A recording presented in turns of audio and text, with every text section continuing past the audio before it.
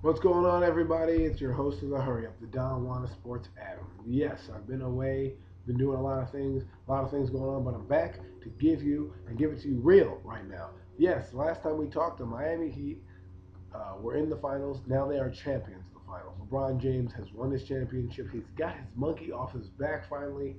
I was a hater. I'm not saying I'm not gonna, you know, stop criticizing this game because that's what we do. But I respect that what he did in the last few games of the Boston series and obviously the finals. You have to take your hat off to him and how he played. You can never call him not clutch anymore any time. If you're a Giant fan, you've also seen this. You've seen the coming of age. People don't respect you or they criticize you or they say you can't win the big game. Peyton Manning's done it. Eli Manning's done it. The list goes on and on. So finally, LeBron James, if he doesn't do anything else, he's finally got a championship. He might not win more than one, and if he does win more than one, great, congrats to him. But he's got his one. Now he can be talked amongst the greats who have won championships. Next, NBA draft. Boy, oh boy. Well, so let's talk about the Eastern Conference because I think they did pretty well. And not to mention the New Orleans Hornets, who had the first pick, did pretty well. I think they're going to have a fun team to watch. I don't know how they're going to mesh yet. As well as I do like what the Minnesota Timberwolves are doing, getting Chase Budinger and getting a couple of their draft picks back. So they should be fun to watch in the West. So a lot of teams are going to be fun to watch in the West. OKC is still the favorite, and I like their draft pick. I think he's really going to help them. They remind me of Serge Ibaka, but what this does is it allows you to replace Serge Ibaka. See, in the NBA draft, I can see you drafting more of need than BPA because or best player available because you have such a limited selection. You have two picks, okay? But let's get into the Eastern Conference. We'll talk about the top four teams. Well, not the top four teams, but at least a few teams in the Eastern Conference to start with. First off, we'll talk about Boston. I think Boston's draft was fantastic. I think what they're doing during free agency is absolutely fantastic. With Jason Terry coming in, with Rondo there, they may or may not sign Allen, but with the possible signing of Terry, that I don't doesn't bode well for Allen. Second off, I just think what they've done in their front court with Garnett, Fab Melo and Jared Sullinger. Those two, they just drafted Fab Melo and Jared Sullinger. I think those two guys are really going to help them out as they learn the system as rookies. Obviously, they're rookies; they're not going to learn. But Doc Rivers is a smart coach. He's going to utilize his team, and he's going to utilize it well. Look out for Boston reclaiming some of their glory now that they've retooled through the draft, and they're going to be retooling through free agency.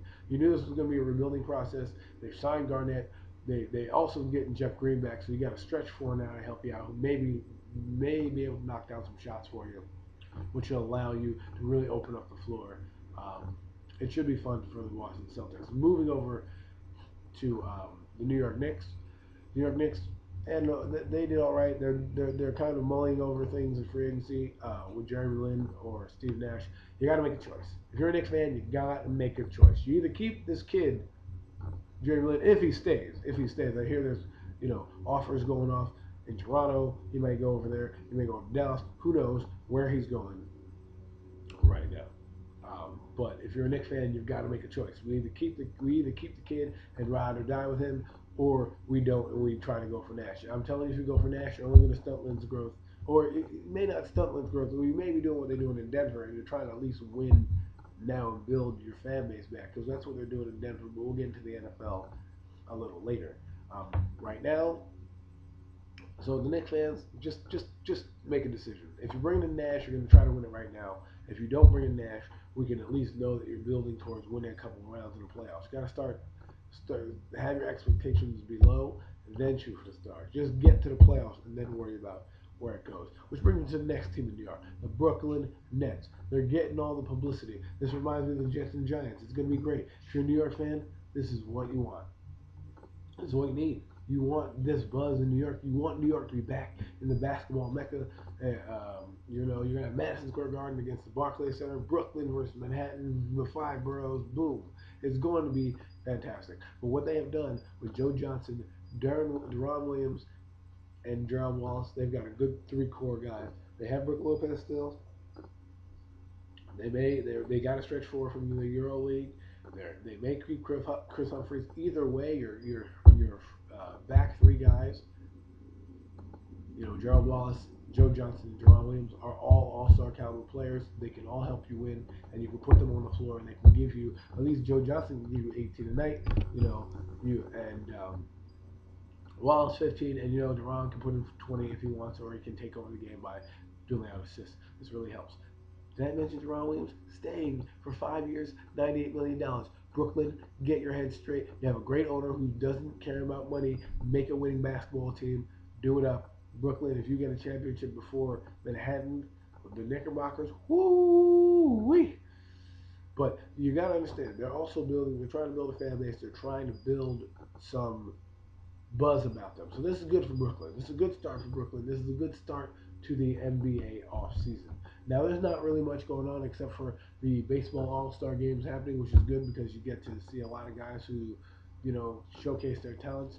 Whether or not they would deserve to be there, that's on you. But after this all-star game is over, you're headed down the stretch in the playoffs. You're headed down the stretch in the playoffs. What do I mean by that? I mean, the second half of the season starts, and now you get to see people making trades at the trade deadline. You get to see the people make this push. This is when baseball really gets going. And this will what I'm also telling you this about for is because it'll lead you into your next phases of sports, which are the Olympics, NFL training camp, and by then August is packed with so many different sporting events that you have nothing to worry about. Right now you're on a lull. We're all in a lull. The NBA playoffs, the whirling dervish. I mean, the free agency period will take us a little bit into the Olympics and stuff like that, and then baseball. So you don't only have baseball to watch if you're not a baseball fan, or Yankee or Met fan. And maybe you're a tennis fan. The U.S. Open's going on, or coming up. The Wimbledon's going on right now. Golf's gonna be going on. NASCAR going. Got a lot of stuff happening. It's gonna be fun. It's gonna be packed. Enjoy your summer. I'll be back in the next week or so to update you on what's going on. Let's keep it real. Let's keep it live. Have fun. Keep it locked here all the time.